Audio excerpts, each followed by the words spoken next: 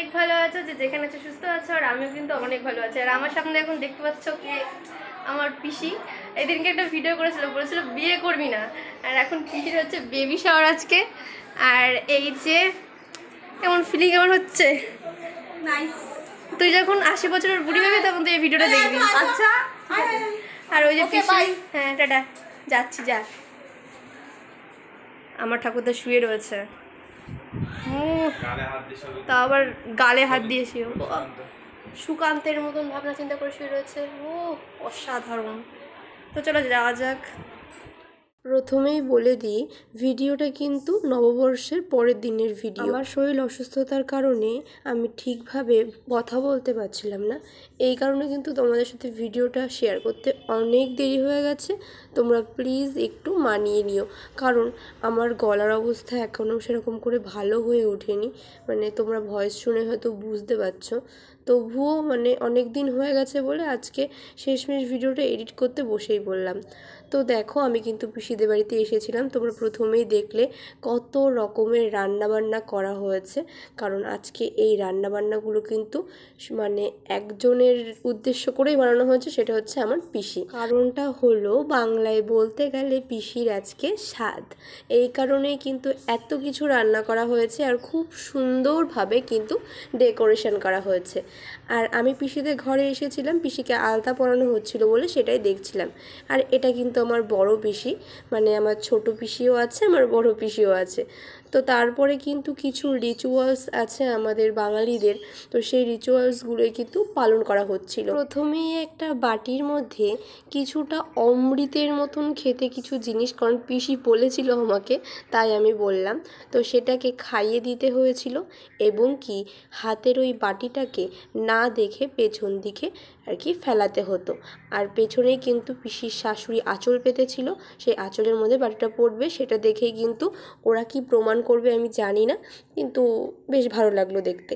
আর তারপরে কিন্তু পিসি আর পিসামশাই ঠাকুরের কাছে আশীর্বাদ নিয়ে নিল। তারপর কিন্তু ওরা দুইজনা সেই সুন্দর জায়গা যেখানে আর কি ডেকোরেশন করা হয়েছিল নানান রকম ফুল বেলুন দিয়ে, সেখানে দাঁড়িয়ে কিছুক্ষণ ছবি তোলার পরে এখন কিন্তু পিসিকে আশীর্বাদ করা হবে। এজন্য কিন্তু প্রত্যেকেই পরপর এসে পিসিকে সুন্দরভাবে আশীর্বাদ করে আশীর্বাদের পর্বটা শেষ করলো।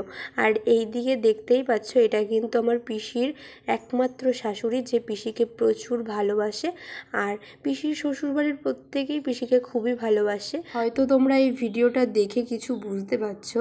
আরে পিসির প্রচুর গরম লাগছিল, গরমে তো ঘেমে যাচ্ছিল, তাই শাড়ির আঁচল দিয়ে কিন্তু আর কি, আমি দিদি বলে ডাকি পিসির শাশুড়িকে, তো দিদি ওর মুখটা মুছিয়ে দিল। আর তারপরে আশীর্বাদ পর্ব শেষে একটা নিয়ম পালন করা হয়েছিল, এই যে সেই নিয়মটি, দুটি গামলা দিয়ে দুটো জিনিস ঢাকা ছিল, একটা প্রদীপ আর একটা হচ্ছে নোড়া। তো কোনটা ও তোলে সেটাই দেখার ছিল। তো পিসি তুলেছিল প্রদীপ, এই জন্য কিন্তু মানে ওর শ্বশুরবাড়ির লোকেরা বিশাল খুশি। আর আমি একটু শুনেছিলাম যে নোড়াটা তুললে নাকি ছেলে হতো, আর প্রদীপটা তুললে নাকি মেয়ে হবে, মানে এরকম একটা কোনো কথা। তো আমার মনে হয় না এরকম কোনো কিছু হয়ে থাকে, তবুও সবাই বিশ্বাস করে আর এই সমস্ত পালন করে এই কারণেই। তো সত্যি বলতে ওরা খুব খুশি প্রদীপ তুলে, আর আমারও বেশ ভালো লাগছিল। আর প্রচুর গরম লাগছে জানো তো। আর সবাই দেখো প্রদীপটাকে কিন্তু সবাই কোলে নিয়ে দোল দিচ্ছে, বলছে বিথিকার, মানে আমার পিসির নাম বিথিকা, তো বলছে বিথিকার মেয়েকে কোলে নিই, বিথিকার মেয়েকে কোলে নিই। অবশেষে অনেক নিয়ম কানুন পালনের পরে এখন খাওয়া দাওয়ার পর্ব।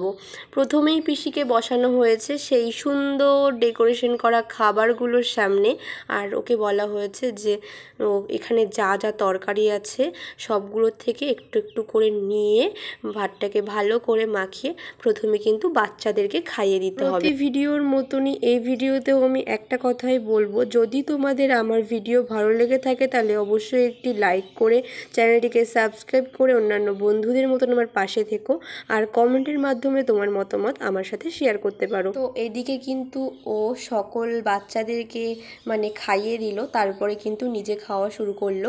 আর ও বারবার একটা কথাই বলছে যে এত খাবার আমি খেতে পারবো না। তো ওকে বলা হলো যে জোর করে খেতে হবে না, তুই যেটুকু খেতে পারবি সেটুকুই খা। আর এদিকে দেখো আমার ভাই আর পিসামশাই দুজনে প্রচুর পরিশ্রম করছে, কারণ মানে তোমরা অনেকেই হয়তো জানো যে স্বাদ জিনিসটাতে ছেলেরা থাকে না, তো এই কারণেই কিন্তু বেশি আর কি কাজের চাপটা পড়েছে। আমার ভাই এসেছিলো তো ভাইয়ের ওপর, আর পিসু তো আছেই। আর তারপরেই দেখো আমার ঠাম্মা ঠাকুরদা নিরামিষ খায় বলে ওদেরকে ঘরে আলাদাভাবে খেতে দেওয়া হয়েছিল। আর আমার প্রচুর খিদে পেয়ে গেছে, এই কারণে আমি আমার বড় পিসির সাথে বসে পড়লাম খাওয়া দাওয়া করতে। তো খাওয়া দাওয়া করবো, তোমাদের সাথে শেয়ার করবো না এটা তো কখনো হতেই পারে না, তার জন্য আজকে মেনুটাও এই ব্লগের মাধ্যমে তোমাদের সাথে তুলে ধরলাম। দেখো প্রথমে দিয়েছিল ডাল, পাঁপড় ভাজা, ভাত। তো ডালটা ছিল কিন্তু মাছের মাথা দিয়ে, তো সেটা দিয়েই লেবু দিয়ে আমি ভালোভাবে ভাতটাকে খাওয়া শুরু করে দিয়েছি। ঠিক সেই সময় পিসির শাশুড়ি এসে বলছে তুমি কিন্তু লজ্জা করো না। তাই আমি বলছিলাম না না একদমই না, আরে এই দেখো এই দিদির কথা বলছি। ডাল দিয়ে খাওয়া শেষ না করতে করতেই কিন্তু দেওয়া হয়েছিল ইঁচড় চিংড়ি, যেখানে চিংড়ির পরিমাণটা ছিল অনেক। তো তারপরে কিন্তু মাছের তরকারি। আর এটা ভেবো না যে আমি দুটো মাছ নিয়েছি, আর সকলকে দুটো করে মাছই দিয়েছিল, আমি অত নেইনি, তাও পিসিকে একটা দিয়ে দিয়েছিলাম, আমি এত খাই না। আর খাওয়াটা না প্রচুর বেশি হয়ে গেছে, তাই এই সমস্ত মিষ্টি খাওয়ার মতো আমার পেটে জায়গা নেই, তাই আমি মিষ্টান্নটা অল্প করে নিয়েছিলাম। কিন্তু অল্প নেওয়ার পরে দেখলাম মিষ্টান্নটা কিন্তু দারুণ টেস্ট হয়েছিল। তারপরে মিষ্টি ছিল, পাঁপড়, চাটনি, এসব তো ছিলই। পরে আইসক্রিম আর লজেন্স নিয়ে নিয়েছি, যেগুলি কিন্তু আমি ফ্যানের তলায় হাওয়ায় বসে বসে আরাম করে খেয়েছিলাম, যেটার ভিডিও ক্লিপ নেওয়া হয়নি। আর এইদিকে দেখো সকলেই খাওয়া দাওয়া করছে। এখানে অনেক ফ্যান লাগানো হয়েছিল, তবুও প্রচুর গরম, কারণ সকলেই জানো পয়লা বৈশাখের দিন, এমনকি পয়লা বৈশাখের পরের দিন কী পরিমাণে গরম পড়েছিল, আর এখনও কেমন গরম পড়ছে, দিন দিন তো তাপমাত্রা বেড়েই যাচ্ছে। তো এই দিকে দেখতেই পাচ্ছ সকলে খাওয়া দাওয়া করছে, না বেশি ডিস্টার্ব করব না। এখন সোজা পিসিদের বারান্দায় চলে গেছি, আর সেখানেই কিন্তু আবার পিসি আর পিসু দুজনে কেক কাটছিল। সব কিছুই ঠিক ছিল, কিন্তু কেকটা একটু ছোট হয়ে গেছিলো, মানে এই মন্তব্যটা সম্পূর্ণই আমার পিসির ছিল। আর এইদিকে দেখো কেক কাটার পরে দুজনকে খাইয়ে দিল। অনুষ্ঠান পর্ব শেষের দিকে আমাদের, এইবার আমি বাড়িতে চলে যাব, কিন্তু বাড়ি যাওয়ার সময় পিসির যে একটা ছোট্ট ক্লিপ নিয়েছিলাম সেটাই তোমরা দেখে নাও। মানে এত সুন্দর সাজগোজ করার পরে শেষমেশ পিসি সেটা কি করলো তোমরা নিজেরাই দেখে নাও। পিসির লুক চেঞ্জ হয়ে গেছে, এই যে এখন পিসির লুক হয়ে আছে না ক্যামেরায়। তারপরে তুই নাইটি পরবি এত সুন্দর লুকে।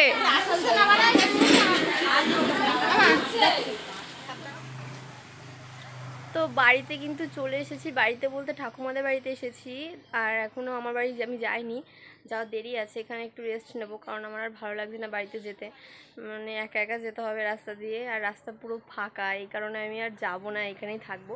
ভাই এখনও পিসিদের বাড়িতে রয়েছে, তো ও যখন যাবে তখন আমাকে নিয়ে যাবে। আর মানে এই কদিন যা ধক্কল যাচ্ছে, এরকম পয়লা বৈশাখে তো দেখলেই তোমরা, আমি বিন্দুমাত্র রেস্ট পাইনি। তারপরে রাতে ঘুমালাম, ঘুমানোর পরে কারেন্ট চলে গেছে, না ও ঘুমের একেবারে দফা রফা শেষ।